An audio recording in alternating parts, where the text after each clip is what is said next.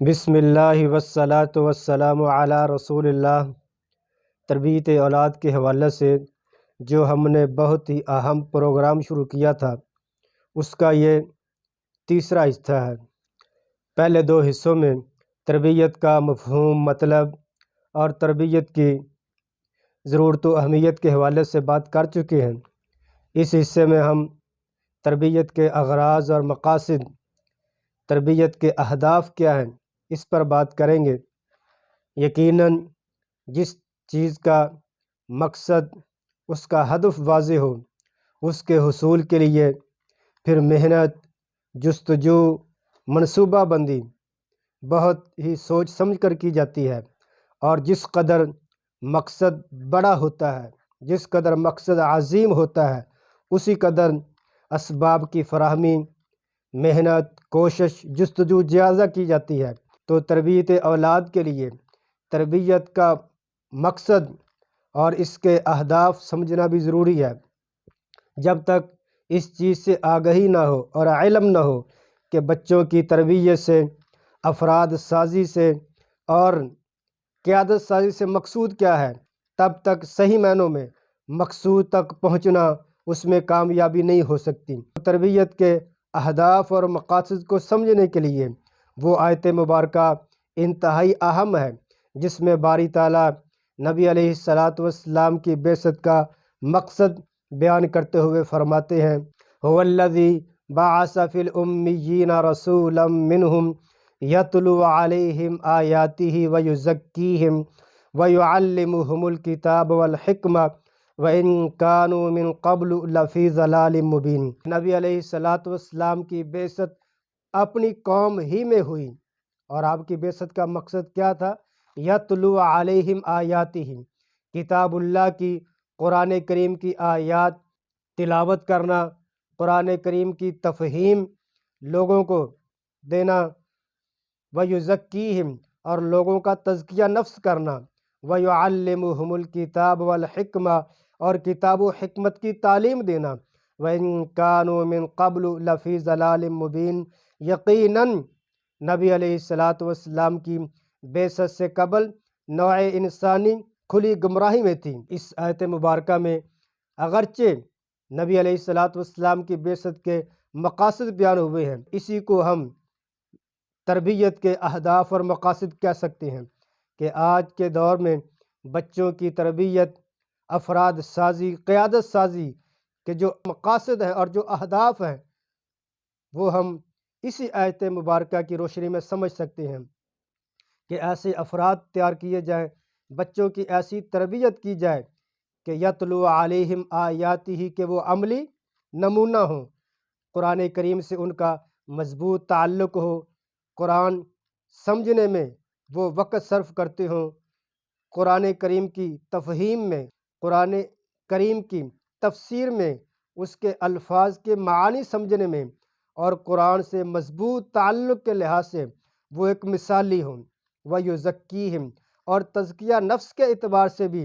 وہ مثالی ہوں، دوسروں کے لیے نمونہ ہوں، ان کا ظاہر بھی پاک ہو اور ان کا باطن بھی پاک ہو۔ باطن پاک ہونے سے مقصود جتنے گناہ ہیں، جتنے برائیاں ہیں، شرک ہے، بدعات ہے، اور دیگر رب تعالیٰ کی نافرمانی والے جو اعمال ہیں، ان سے وہ بچتے ہوں۔ اور ظاہری تزکیے سے مراد جسم کا پاک ہونا، لباس کا پاک ہونا، جہاں آدمی جس جگہ کام کرتا ہے اس جگہ کا پاک ہونا،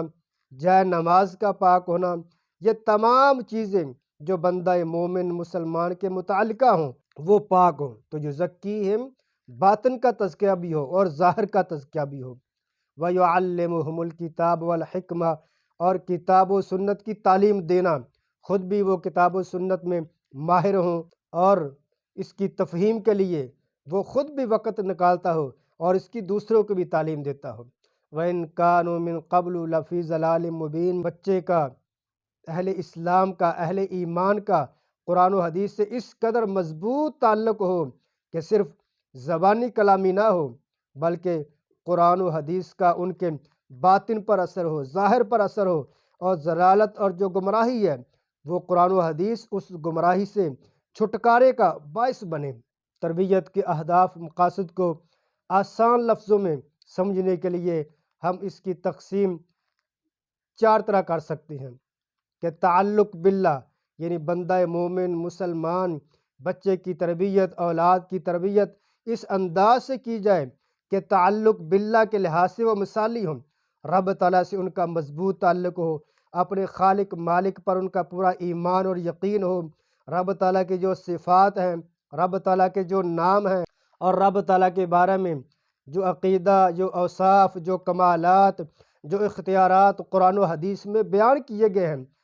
اسے من و ان وہ بندہ مومن مسلمان قبول کرے اور اپنی زندگی میں بھی اسے لاگو کرے۔ تعلق باللہ کے لحاظ سے مسلمان مثالی ہونا چاہیے، رب تعالیٰ کی اسے پوری معرفت ہونی چاہیے، توحید الوہیت، توحید ربوبیت، توحید اسماء و صفات، یہ تمام چیزوں میں مسلمان بچے کو اس قدر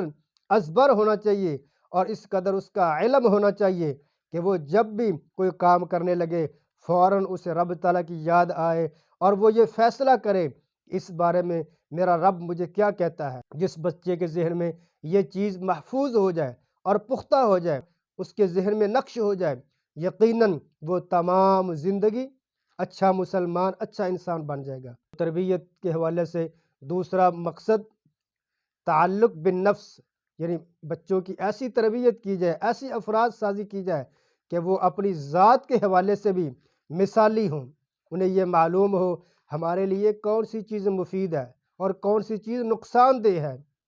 وہ جسمانی طور پر جو چیزیں نقصان دہ ہیں، جسمانی طور پر جو چیزیں مفید ہیں اس بارے میں علم ہو، روحانی طور پر ایمان کے لحاظ سے، اخلاق کے لحاظ سے، کردار کے لحاظ سے، گفتار کے لحاظ سے، دنیا کے لحاظ سے، آخرت کے لحاظ سے، ان تمام چیزوں کے بارے میں اس بچے کو، بندہ مومن کو، مسلمان کو معلوم ہو کہ میری جان کے حوالے سے، میری ذات کے حوالے سے کیا چیزیں حلال ہے، کیا حرام ہے۔ جس طرح سگریٹ نوشی ہے، حرام خوری ہے، کذب بیانی ہے، شراب نوشی ہے، اور اس طرح خود کشی تک جو انسان کر لیتے ہیں وہ اسی لیے کرتے ہیں کہ ان کا دین سے، مذہب سے، رب تعالیٰ سے تعلق مضبوط نہیں ہوتا۔ تو رب تعالیٰ سے تعلق اس انداز سے مضبوط ہو کہ بندہ مومن مسلمان اپنی ذات کی حد تک بھی بالکل آزاد اور شتر بے مہار نہ ہو کہ وہ جو چاہے فیصلہ کرے، جو چاہے وہ کرے، جو نہ چاہے نہ کرے، جس چیز کو کھانے کا من چاہے وہ کھا لے، وہ حلال حرام کی تمیز نہ کرے۔ بندہ مومن مسلمان کو اسلام اس چیز کا پابند کرتا ہے کہ وہ اپنی انفرادی زندگی میں بھی قرآن و حدیث کا پابند ہے اور شرعی ہدایات کا احترام کرنا اور انہیں ملحوظ خاطر رکھنا، اس چیز کا بھی وہ ذمہ دار ہے۔ تو تیسری چیز تربیت کے اہداف اور مقاصد میں جو شامل ہے وہ ہے تعلق بالناس، یعنی رب تعالیٰ سے بھی بچے کا، انسان کا، مسلمان کا تعلق مضبوط ہو اور اپنی ذات کی حد تک بھی اسے تمام نفع نقصان حلال حرام کے بارے میں تمیز ہو اور تعلق بالناس کے لحاظ سے بھی وہ شتر بے مہار نہ ہو، یعنی لوگوں سے جو تعلق ہے، لوگوں سے جو برتاؤ ہے، لوگوں سے میل جول، اس میں بھی وہ شرعی ہدایات کی پابندی کرے۔ کیسے لوگوں کو دوست بنانا ہے، کیسوں کو نہیں بنانا،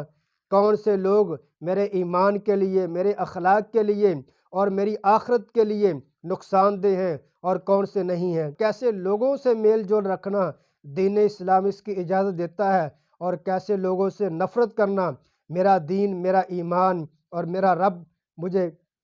حکم دیتا ہے۔ تو تعلق بالناس کے لحاظ سے بھی اس بچے کی ذہن سازی کی جائے، اس کی تربیت کی جائے اور اسے بتایا جائے کہ ہمارا رب، ہمارا دین، ہمارا اسلام،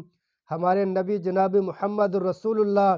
صلی اللہ علیہ وسلم نے لوگوں کے متعلق کیا ہدایات دی ہیں، والدین سے اس کا کیسا رویہ ہو، کیسا اخلاق ہو، اپنے بچوں سے اس کا کیسا رویہ ہو، کیسا اخلاق ہو، دوست احباب سے اس کے کیسے تعلقات ہوں۔ تو یہ تمام چیزیں تعلق بالناس میں آتی ہیں۔ آسان لفظوں میں یوں کہہ سکتے ہیں وہ معاشرے کا، سماج کا ایک اچھا مسلمان، اچھا انسان بنے، تو یہ تعلق بالناس میں چیز آتی ہے۔ چوتھی اور آخری چیز جو تربیت کے اہداف اور مقاصد میں شامل ہے وہ ہے تعلق بالدین والدنیا، یعنی بچے کی اس انداز سے تربیت کی جائے، اس انداز سے ذہن سازی کی جائے، بچے کو اس طرح کی تعلیم دی جائے کہ وہ دین اور دنیا کے بارے میں افراط و تفریط کا شکار نہ ہو،